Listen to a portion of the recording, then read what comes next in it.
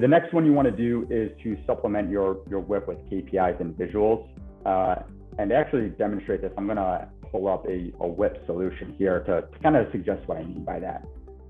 So here's a report that we have in ProNovos that is kind of a standard WIP output.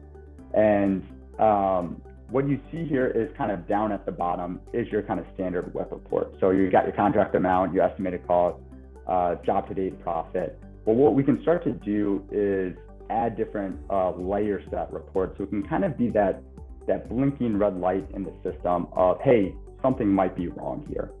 So for example, we've got over billings colored green here, under billings colored red. So I can very quickly see, hey, Fiat Bill HUD, this is red. I have an underbilling here. I need to dig in deeper to really understand what is happening here. And that's how I always like to think of a WIP report. It is that financial snapshot view. So it's not going to be like you're going to do any in-depth analysis within the WIP itself.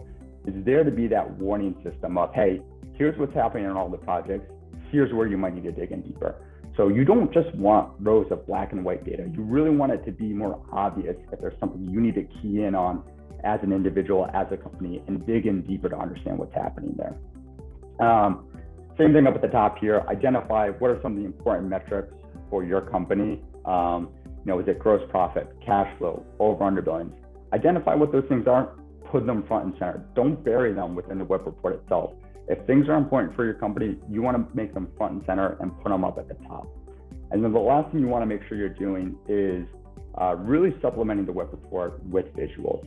It is a cliche for a reason that a picture is worth 1,000 words. And to illustrate this, I like to do a very quick example. If I explode this WIP report here and I ask you, hey, which project has the highest gross profit?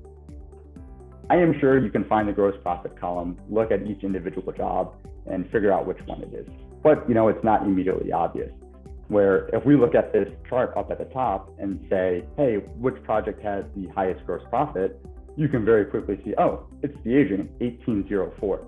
And that is like a very quick way that you can get information more quickly out of the WIP. Because again, the WIP is there to be that snapshot view to communicate information to all the stakeholders as quickly as possible. Don't bury that information in the WIP report. Make it as easy to understandable as possible to all the different stakeholders so they can get the important information as quickly as possible.